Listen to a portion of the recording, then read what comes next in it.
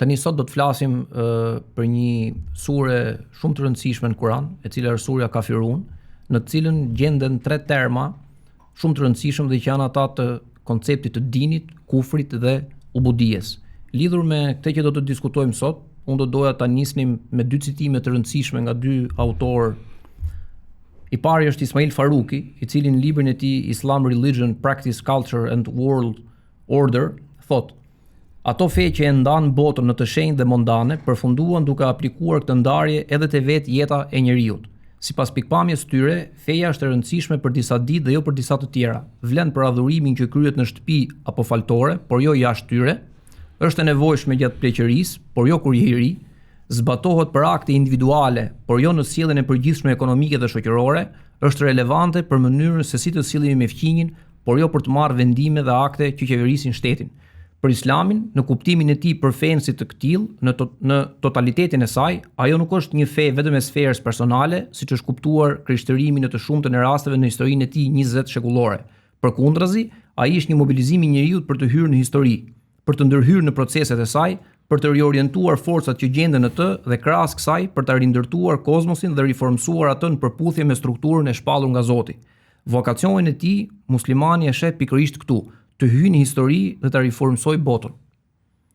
Arsyeja pse Umar ibn al-Khattab bëri momentin e hijrëtit të profetit drejt Medinës ditën e parë të kalendarit sallallahu alaihi wasallam, ditën e parë të kalendarit islam, ishte precize dhe e qartë. Islami nuk përbënte vetëm një shpallje që duhej të përmbushej nga njeriu në cilësinë e një individi, por një udhëzim të plotë për bashkësinë, shtetin dhe rendin botror.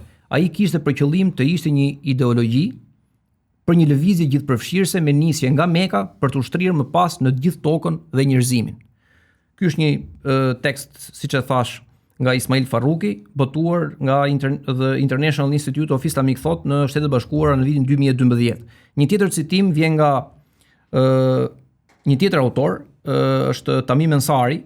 Ai thotë: është thellësisht keq orientuese të mendojmë për Islamin se i përket së njëjtës kategori me fetë të tjera si krishterimi, judaizmi, hinduizmi, budizmi e tjerë.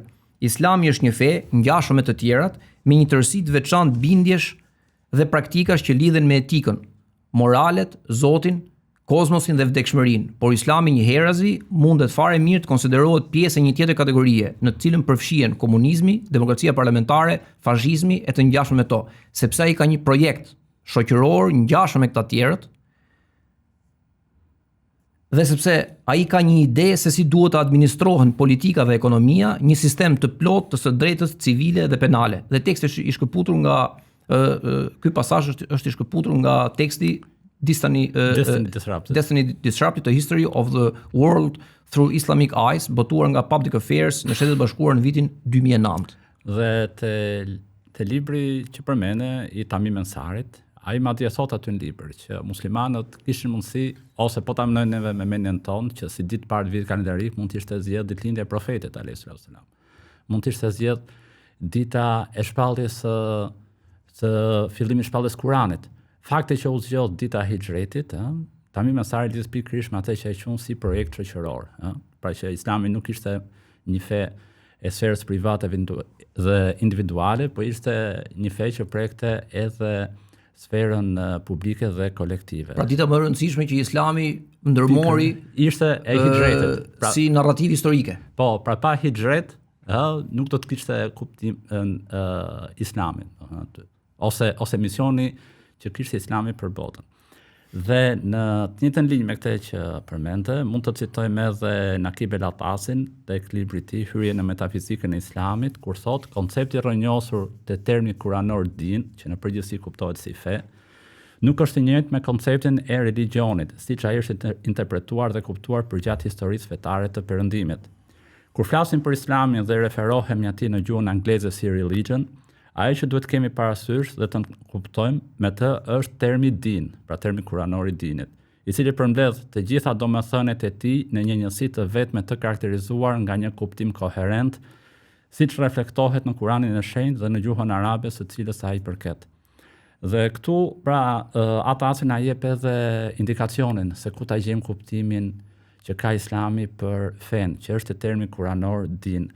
Dhe këtë term ne gjejmë të përmendur në surën Yusuf, kur Jusufi fillon kërkimin e kupës së mbretjet të thesët e vëllezërve të tij nga babai përpara vëllait nga nëna dhe babai dhe gjeti atë kupën e mbretjet tek thesi vëllait të tij. Sipas dinit të mbretit, sot Allahun te ky ajet, Jusufit nuk i takonte ta merrte peng të vëllan.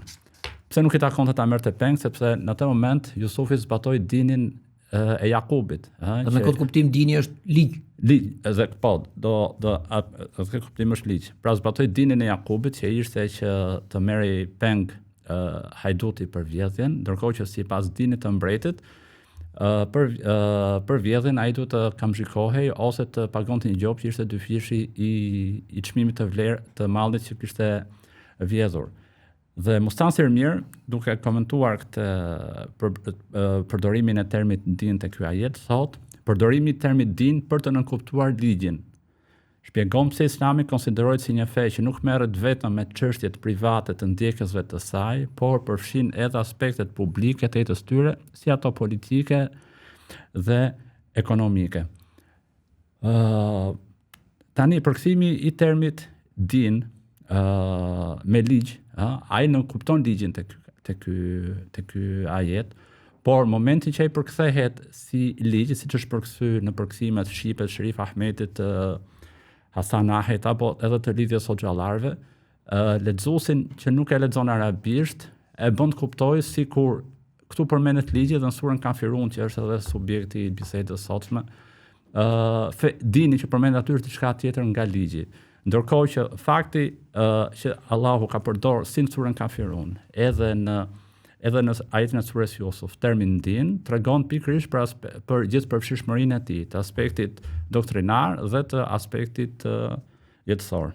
Pra, për një rilexim disi më simetrik, kemi të bëjmë me dy tradita fetare. E para është ajo e hebraikëve, e Jakubit alayhis salam dhe e profetëve tjerë, që në dinin e tyre kishin të brendashkruar një përcaktim ligjor të mënyrës se si silleshin me hajdutin, dhe nga ana tjetër kemi traditën e faraonit i cili ka të mbretit të Egjiptit, të mbretit të Egjiptit i cili ka një din i cili në plan të parë është një doktrinë, pra një gjë krejt tjetër nga ajo e profetëve biblik, por nga ana tjetër brenda kësaj feje, brenda këtij dini tjetër kemi një dispozit që është po një le të themi diçka e ndryshme nga mënyra se si gjykonin për hajdutin në tekstet e vjetra hebraike. Dhe të dy këto emërtohen din. Dhe si dini hebraik, ose dini musliman, dini islamik i Jakubit, themi në atë kohë, edhe dini mbretit. Të dy janë din. Pra të dy janë sisteme të plota, botkuptimi, vlerash dhe mënyra jetese. Kjo pastaj pashmangshmërisht na detyron që të pranojmë se fe dhe fetar nuk janë vetëm besimtarët e drejtë dhe të qartë dhe që besojnë në mënyrë ekskluzive vetëm shpalljen e Allahut dhe profetët e tij, por janë edhe njerëz që besojnë në ideologji dhe narrativa tjera, siç është rasti klasik i faraonit në Kur'an. Për shembull, një ndër ajetet më të famshme të faraonit është kur në surën Ghafir Allahu thot, faraoni tha, lërmëni që të vras Musain dhe le të thërres ai Zotin e tij. Unë kam frikë se ai do t'ju ndrroj fen tuaj apo do të shkaktoj në tokë korruptim. Që do thotë faraoni kishte nevojë për një narrativ legjitimuese, që do thotë nga njëra anë ai besonte tek dini i tij, i ftonte subjektet e tij të besonin tek dini i tij, por nga ana tjetër e dinte që nëse dini i tij në nivel teologjik dhe doktrinar do të zëvendësohej nga dini i Musait, atëherë ky nuk do të ishte vetëm në nivel teorik, por do të zbriste me implikimet e tij edhe në terren, sepse ndryshimi i dinit në ideologji apo në nivel idesh apo në nivel shpallje, edhe ndryshimi në mënyrën e jetesës apo në atë pozitën e klasës sunduese dhe të elitës, që përfaqësohen nga faraoni. Dhe lidhur me këtë që thuti, faraoni kishte diçka, siç Allahu e thot, të kopsitur për t'u mush menen atyne që ata ishin në rrugën e drejtë, dhe kjo ishte një din i cili kishte një fillim, kishte një fund dhe ishte diçka që ai e konsideronte më të mirën e mundshëm. Një ajet për shembull në surën Naziat thot që ai shprehet, unë jam Zoti juaj më i larti, që do të konsideronte veten deri në nivelin e hyjnis. Në surën El Qasas faraoni thot, o ju njerëz të elitës, nuk di të keni hyjni tjetër përveç meje. Dhe pastaj më poshtë, pra ky është botkuptimi doktrinar apo teologjik. Pastaj më poshtë thot, dhe keni gjithashtu dhe një mënyrë jetese për t'u ndjekur. Ajeti surës Taha 63 thot magjistarët thanë pa dyshim, këta janë dy magjistarë për Musën dhe Harunin që dëshirojnë t'ju nxjerrin nga vendi juaj me magjinë e tyre dhe t'ju largojnë nga stili juaj shembullor i jetës. Këtu jemi në nivelin e dytë të dinit, që do të thotë dimensionin e dytë. Në sigurisht në përmasën e dytë të dinit, që do të thotë ndryshimi teologjik i dinit pashmangshmërisht sjell dhe ndryshimin e mënyrës së jetesës dhe praktikës shoqërore. Sepse nuk mundet kurrësi që të kemi një ideologji apo një teologji pa implikime publike apo private, pa implikime shoqërore në praktikë dhe në jetën e njerëzve, dhe nga ana tjetër nuk mund të ketë kurrë një shoqëri, një praktikë të caktuar jetese apo një way of life, si njihet në anglisht, pa u iniciuar në një ideologji dhe në një doktrinë kuptimore paraprake. Në këtë kuptim, një ajet tjetër që hedh dritë në të njëjtën mënyrë është ai surës Al-Araf, ku Allahu thot elita e popullit të faraonit tha, apo e lë të lirë Musain dhe popullin e tij që të shkaktoj korruptim në tokë dhe të braktisin ty hynizimin tënd dhe të hynive tua? Pra frika e tyre ishte dyfisht. Ndryshimi i teologjisë praktikisht do të ndryshonte dhe gjithë rendin dhe status quo-n e mënyrës se si funksiononin gjanat në shoqëri. Dhe ajo që mund të thuat për këtë ajet është që ato të cilët debatojnë me Musain dhe Harunin nuk është vetëm faraoni, po janë edhe magjistarët, janë edhe elita rreth i brendshëm i afërt i faraonit. Për kjo ishte klasa sunduese, dhe me faraonin si përfaqësues së saj. Dhe ishin interesat e gjithë klase sunduese që prekeshin nga daveti ose nga thirrja e Musait dhe Harunit. Dhe këtu tek elita shohim që ata fillimisht përmendin dimensionin praktik që rrezikohej, kur thonë aty që apo e lë të lirë Musain dhe popullin e tij që të shkaktojnë korruptim në tokë, dhe të braktisin ty hynizimin tënd dhe të hynive të tua.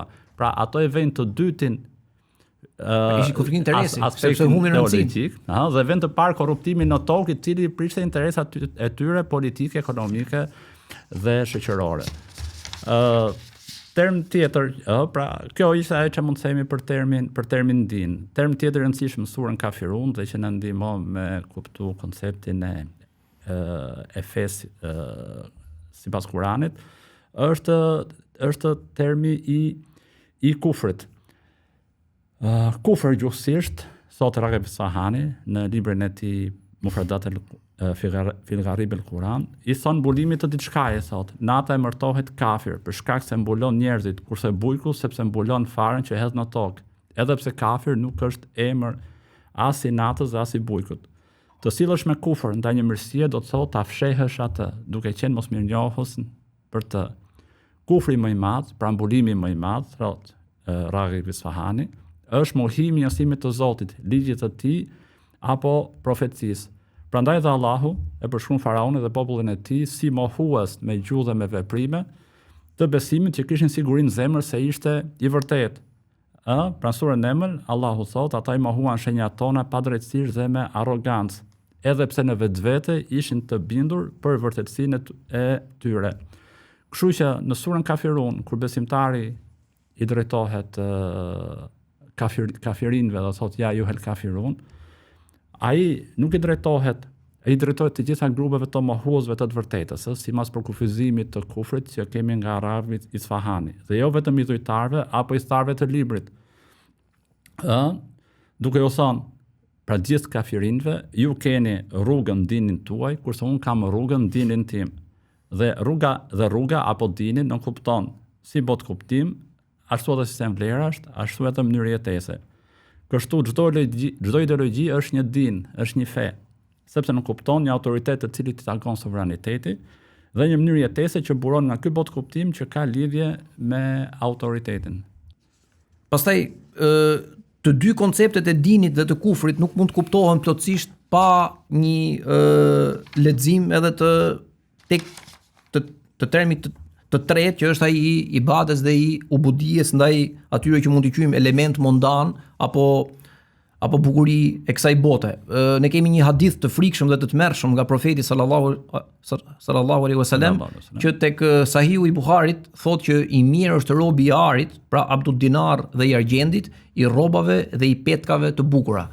Dhe i mirë është robi, këtu kemi dy element. E para është i mirë, pra hadithi thotë që në fillim, që ai që është robi i arit dhe i argjendit është i mirë, dhe e dyta nuk thot grumbulluesi, apo gjëmuesi, apo zotëruesi, apo fituesi, apo lakmuesi i arit dhe i dirhemit. Gjitha këto janë terma që në plan të parë duken në gjuhën shqipe si sinonime të parës, por në fakt të gjitha humbin nuancën themelore që në vetvete hadithi e bart, që do të thotë njeriu i cili është rob i arit dhe i dirhemit, të gjithë ekzistencën e tij e vendos në funksion të pikërisht kësaj teke, të kësaj joshje, të kësaj kapriçoje që është në fillim, por që pastaj shndrohet duke u përfunduar në Zot. Dhe termi që përmend profeti te ky hadith është abd, pra abdu dinar, që është po i njëjti term ose po i njëjta fjalë që përmend në surën Kafirun për adhurimin. Pra momentin që profeti ka përdorur termin abdu dinar, neve nuk e përkthejmë dhe nuk kuptojmë për ti që ai e adhuron dinarin si hyjni, por është i robëruar ndaj tij. Dhe këtu, pra kemi, sepse këtu do futemi te çështja e përkthimit të kësaj fjale. Pra kur Zoti thot Kur'an, që la abudu ma ta'budun, surën Kafirun, është thjesht nuk adhuroj ato që adhuroni, apo nuk i robërohem atyre që ju i robëroni. Dhe robërimi është në dy nivele ose dy dimensione, dy përmasa, siç e përmendëm. Teologjik dhe doktrinar, ose doktrinar. Dhe ai tjetër që ka të bëjë me sistemin e vlerave dhe me mënyrën e jetesës. Dhe këtë përdorim të termit abd ose ubudija edhe në sferën mondane, pra jo në atë sakrale, e gjejmë edhe në ajetin e surës Mu'minun, ku Allahu thot faraoni dhe elita e tij thanë, atë besojmë të dy njerëz të ngjashëm me ne, ndërkohë që populli i tyre është i robëruar ndaj nesh, wa qaumuhuma lana abidun. Me këto fjalë, ata nuk kuptonin që izraelitët ishin të bindur dhe të nënshtruar, thot Tabariu në tefsirin e vet. Ju bindeshin urdhrave dhe qëndronin të nënshtruar kashit tyre. Arabët e quanin çdo që nënshtrohej një sundimtari rob, të tij abid. Prandaj dhe banorët e Hirës, që është një nga mbretëritë e xahilietit në kufi me perandorinë sasane, thirreshin me emrin robërit el ibad, sepse ata ishin të bindur ndaj mbretërve të huaj pers.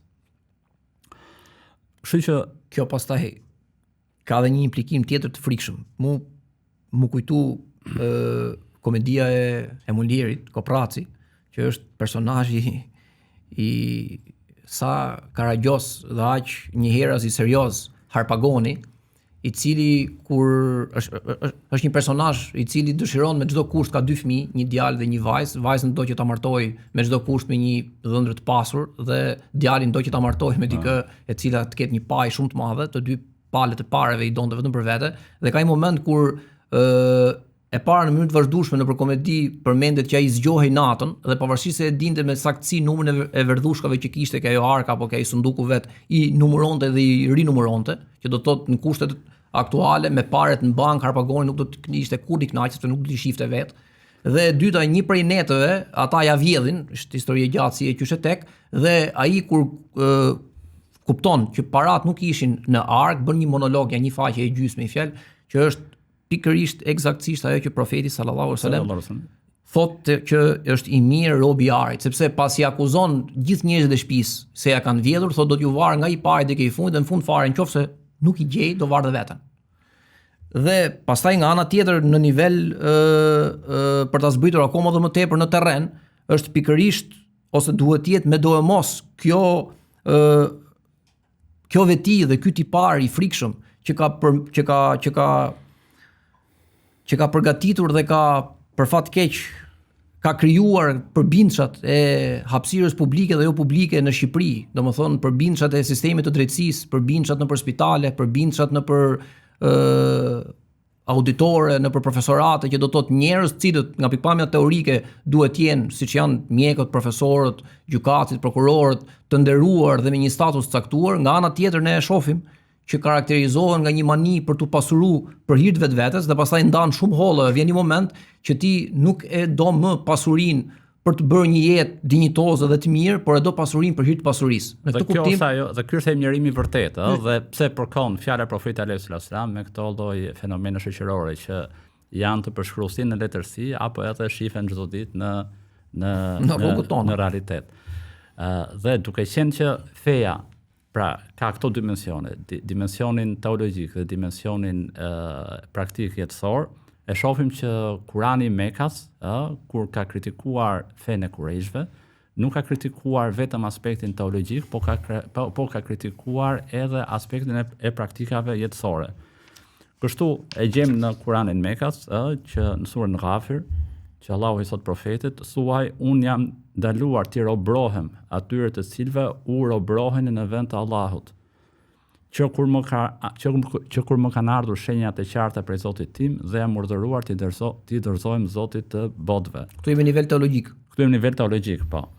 Dhe pastaj ky nivel teologjik fillon edhe zbret në nivel praktik. Aty kur në surën An'am kur Allahu thot, thuaj, kjo është rruga ime, që është e drejtë, prandaj ndiqeni atë dhe mos ndiqni rrugë të tjera që ju devijojnë prej rrugës së tij.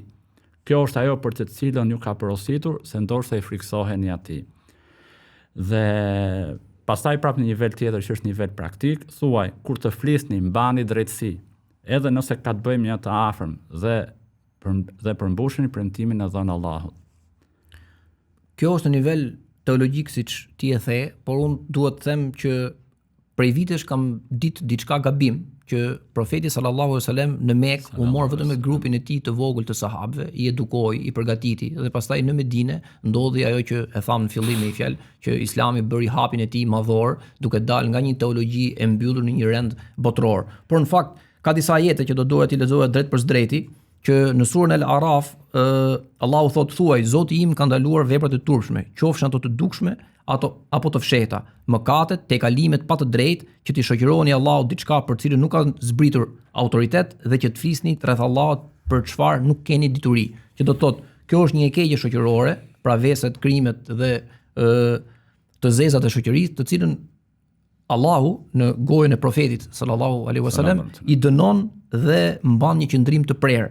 Një ajet tjetër në surën Araf thot, thuaj, Zoti im ka urdhëruar për drejtësi. Dhe në një tjetër në surën Al-An'am thot, thuaj, mbani drejtësi kur të masni dhe të peshoni, që do të thotë në nivelin ekonomik. Tani këtu bien në sy më i herë dy gjëra. E para, ajo folja thuaj, që do të thotë profeti sallallahu alaihi wasallam duhet të ishte në mënyrë të vazhdueshme në polemik verbalizuese me krerët e Kureshëve. Herës që shkojnë e tham, pra është një polemik e vazhduar dhe në fund fare kjo polemik mbyllet me këtë ajet që vjen prej Zotit, që profeti ta mbylli debatin me ta. Por tu del edhe diçka tjetër në pah, edhe që nuk mund të mos e themi.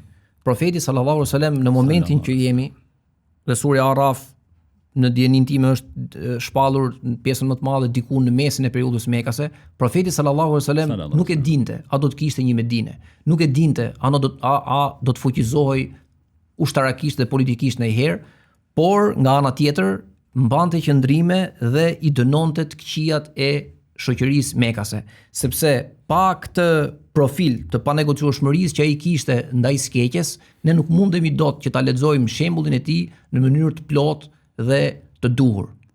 Kjo është e pashmangshme. Pra duke u kthyer surës Kafirun, sepse sura Kafirun arsyeja e zbritjes së saj ka qenë që Kurejshët i kërkuan profetit alayhis salam që një ditë të adhuroheshin zotrat e tyre dhe një ditë të adhurohej Allahu, apo një vit zotrat e tyre dhe një vit Allahu. Pra, momentin që neve lexojmë surën Kafirun dhe themi që unë nuk adhuroj atë që adhuroni, ideja që të vjen në mendje është që ato kërkonin vetëm aspektin teologjik. Ndërkohë që po ta lexojmë ajetin që nuk kupton, unë nuk ju robrohem atyre që ju robroheni, ajo nuk kupton si aspektin teologjik ashtu edhe atë praktik. Pra, Kurejshët kur i kërkonin profetit alayhis salam që të kthehej te adhurimi i idhujve, ato kërkonin kthimin në statu quo e mëparshme, që ishte një statu quo e cila kishte aspektin teologjik dhe atë praktik jetësor. Pra, ato kërkonin që edhe idhujt të adhuroheshin, po ndërkohë edhe praktikat e tyre politike, shoqërore dhe ekonomike të vazhdonin siç kishin qenë më përpara. Pra, ato kërkonin që të mos kritikohej mënyra e tyre jetesës. Pra sistemi të ndryshonte për ditë. Në qoftë se do të pranohej koncesioni nga ana e profetit. Dhe atë lloj sistemi, Kurani e emërton me termin fesad, që është korruptim. edhe këtë e gjem në surën Rum, që është prapë një sure e zbritur në Mekë, ku Allahu thot korruptimi është shfaqur në tokë dhe në det për shkak të asaj që kanë bërë duart e njerëzve. Kurtubiu në komentimin e këtij ajeti thot korruptimi nënkupton mëkatet, mbantin të rinë dhe padrejtësitë, vepra të cilat janë bërë penguese të zhvillimit të bujqësisë, prodhimit dhe tregtisë, sepse korruptimi i vërtet qëndron te zhvlerësimi i paras dhe te ulja e mirëqenies. Dhe Ragab Isfahani, duke shpjeguar fjalën e fesadit, thot fesad quhet devijimi apo dalje e diçkaje, jashtë kufive të harmonisë dhe përshtatshmërisë, i vogël ose i madh qoftë devijimi. Ky term është i zbatueshëm për moralin, trupin dhe materi lëndore, pra nuk ka fesad korruptim vetëm teologjik, ka edhe fesad korruptim në trup, në lënd, në shoqëri dhe në ekonomi, apo dhe në politik. Kjo fjalë përdoret kur diçka apo një njeri prishet, zvetënohet, shtrembrohet apo kalpsohet. E kundërta e fesadit është salahu, termi aplikueshëm për atë që është e drejtë, e virtytshme dhe në vendin e duhur, thot William Lane në komentimin e kësaj fjale. Dhe ajo që bën sy këtu është që i njëjti term fesad, Allahu këtu i atribuon atyre njerëzve që kanë devijuar dhe kanë krijuar korruptim në tokë, ndërkohë që te ajetet që lexuam më përpara për faraon dhe elitën e tij, ato ja atribuonin Musait dhe fesë të tij. Që do thot në të dyja rastet neve do kemi akuza për korruptim. Sepse çdo din ka sistemin e vetë etesës dhe vlerat e tij. Dhe ndjekësit e secilit din do akuzojnë palën tjetër për korruptim. Edhe besimtarët do të kritikojnë jo besimtarët ose ato që kanë dinën e tyre për korruptim, ndërkohë po edhe ato jo muslimanët, të cilët kanë dinën e tyre, do të akuzojnë nga ana tjetër muslimanët për korruptim në tokë. Në surën Furkan ka një ajet, me sa më kujtohet, kur Kureshët thonë që sikur ne nuk do të ishim treguar durimtar dhe nuk do të kishim qëndruar besnik zotave tan, ai gati sa nuk do të na kishte devijuar. Që do të thotë ajo që termi pra nuk do të na kishte devijuar dhe nuk do të na kishte humbur nga rruga jon, si rregull ne nëpër Kur'an e gjejmë gjithandej se profeti ja u thot atyre që ju jeni të humbur dhe të devijuar. Ndërkohë që në këtë moment të njëjtin term Kureshët e përdorin ndaj të njëri tjetrit, pikërisht për të mbrojt nga ajo që po tentonte, jemi në surën Furkan, jemi akoma ende në Mekë, po tentonte t'ju bënte. Që do të thotë është e njëjta logjik, gjuha është e njëjtë, simetria është frikshmërisht precize dhe botkuptimi i tyre për dinën përposet pikërisht me këtë lloj koncepti të gjithë përfshirshmërisë të aspekteve sakrale dhe të aspekteve jetësore. Prandaj e kanë kuptuar qartë surën Kafirun. Pra nuk është se e kanë kuptuar vetëm që do t'i prishim apo nuk do t'i prishim ato idhuj që do t'i vinte dita në marrjen e Mekës. Por shkatrimi i idhujve pastaj sillte atë që praktikisht ndodhi në vitet në vijim. Por tu kemi edhe një çështje tjetër që dalim tek koncepti i adhurimit dhe i robërimit të Allahut, sepse nga të gjitha këto konsiderata, nëse janë kështu dhe ne nuk kemi asnjë dyshim që janë kështu, atëherë del që koncepti i adhurimit të Zotit në mënyrë të plotë dhe gjithëpërfshirës nuk mundet kurrësi të kufizohet tek adhurimet apo tek ibadetet, qofshin ato individuale, qofshin ato kolektive, që do thotë ne kemi namazin, ne kemi zakatin, ne kemi haxhin, ne kemi umrën, kemi agjërimin, kemi Ramazanin, Sifarin, sjelljet e mira, të gjitha. Pyetja lind, a mjaftojnë këto? Ose a është kjo e gjithë feja? Ose a është kjo e gjithë feja? Sepse tek libri i tij Adhurimi në Islam, Sheikh Qaradawi, Yusuf Qaradawi thotë që ne gjithsesi e kemi ndar të gjithë fikun, që do të thotë dituria e rreth fikut apo e jurisprudencës islame është ndarë në fikun e ibadateve, pra në jurisprudencën e adhurimeve dhe në jurisprudencën e muamelateve apo në jurisprudencën e marrëdhënieve shoqërore, zakoneve, traditave etj. Me radhë. Dhe pyetja që bëhet edhe që duhet me i dhënë përgjigje është që mos vetëm të parat janë adhurime dhe këto dytat nuk janë adhurime? Aja bën këtë pyetje, domethënë, dhe fakti që kjo pyetje është bërë Sheikh Kardavit dhe është bërë nga muslimanët e vendeve arabe, tregon edhe për këtë lloj devijimi që ka ndodhur në kuptimin e fesë, duke e kuptuar ose duke kufizuar fen vetëm tek ritualet, edhe duke konsideruar si adhurim vetëm ato që kanë bëjmë rituale që janë adhurime drejt për drejta me Zotin. Dhe në librat e fikut te kapitulli ibadateve, që quhen ibadat, futet pastrimi për namazi, zakati, haxhi, agjërimi. Ndërkohë që te pjesa e muamalateve apo që quhen edhe transakcione, futen tregtia, trashëgimia, martesa, divorci dhe drejtësia. Fakti që Sheh Kardavi detyrohet për me i dhënë përgjigje kësaj pyetje te libri i vet, tregon për këtë lloj sekularizimi të fesë te muslimanët e vendeve arabe, që të mendojnë që adhurimi ka të bëjë pikërisht me këtë marrëdhënie specifike që raportin është me intim me Zotin, Zotin, ritualet, dhe pjesa e tjetër që është transaksione nuk futen te adhurimi dhe automatikisht ato dalin nga feja, dhe Islami nuk është se ka ndonjë dispozita apo thot diçka në lidhje me to. Dhe për me sqaruar këtë lloj keq kuptimi, Sheh Kardavi thot te libri i vet që lloji i parë, pra ibadatet, përfshin format në mënyrat e tyre të përcaktuara nga Allahu, thot. Këto janë ato rite fetare të adhurimit që karakterizojnë çdo fe, shair të abudia që ai.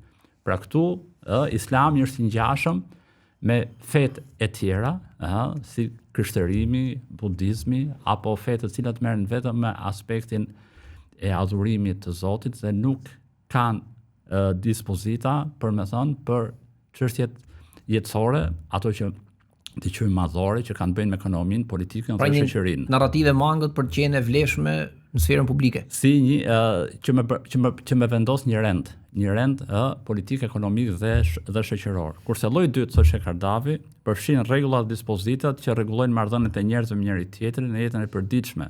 Këto marrëdhënie dhe aktivitete nuk janë themeluar nga shariati, por kanë qenë ekzistente edhe para ardhjes së tij. Detyra e shariatit në këtë rast është që ti drejtojë dhe ti pastrojë duke lejuar ato që janë të mira dhe të dobishme dhe duke ndaluar ato që janë të dëmshme. Pra jo se këto nuk janë pjesë e adhurimit, meqense ato nuk quhen ibadat, por quhen muamalat.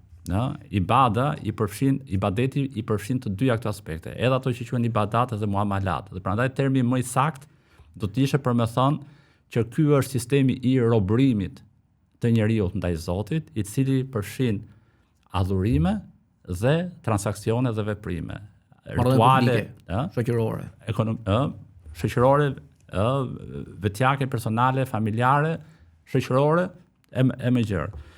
Kështu që në këtë lloj konteksti, duke qenë që neve e hapëm me ato tre terma që përmenden në surën Kafirun, mund ta riformulojmë surën, duke pas parasysh çfarë folëm deri tani, dhe kur lexojmë Kul ya ayyuhal kafirun, të mos themi o ju besimtar, po të nuk kuptojmë o ju mohues të vërtetës.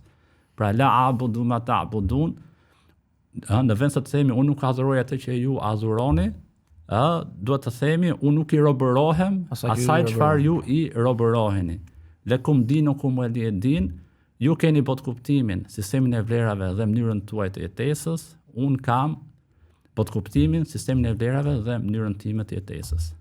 Dhe ne nuk mund të mos e themi që kjo nuk është as pak konfortuese, sepse nëse sura Kafirun kuptohet pikërisht në këtë dritë, atëherë kuptohet që besimtari nuk mundet dot që ta konsiderojë jetën e tij në raport me të tjerët apo në shoqëri si të ndarë nga adhurimi individual që ai i bën Zotit, që do të thotë nëse punët në shoqëri shkojnë keq, nëse punët të tjerët shkojnë keq dhe adhurimi i tij shkon mirë, atëherë ka diçka që në kuptimin e tij mungon. Që do të thotë ne kurrë nuk mundem të përfityrojmë dobi për grupin apo për vetet tona në mënyrë individuale, pa përfityruar dhe pa u përpjekur për dobinë e të gjithëve. Dhe nga ana tjetër nuk mundet kurrë të kenë dobi të tjerët pa jo të drejtën tonë për kontribut, por pa detyrimin tonë për kontribut, sepse nëse duam të ndryshojmë gjërat me themel për mirë në nivel teologjik drejt asaj që ne e dimë se si duhet të adhurohet Allahu një dhe i vetëm, kjo duhet të implikojë pashmangshmërisht edhe një ndryshim apo një fillim të menjëhershëm për ndryshim edhe në nivelin e botkuptimit kuptimit për gjërat dhe praktikës jetësore. Përndryshe, pa këtë simetri të nevojshme, ibadeti ynë është i mangët. Dhe shembulli i profetit alayhis salam në Mekë është shembulli për të ndjekur, sepse ai me vërtet nuk arrin duke mos pas pushtet politik, ai vërtet nuk e zbatoi islamin të plot në Mekë, por ai e aplikoi atë duke kritikuar dinin e Kurajshëve, dhe praktikat e tyre, si teologjike ashtu dhe ato jetësore. E mbyllim edhe unë të falenderoj për bisedën. Gjithashtu.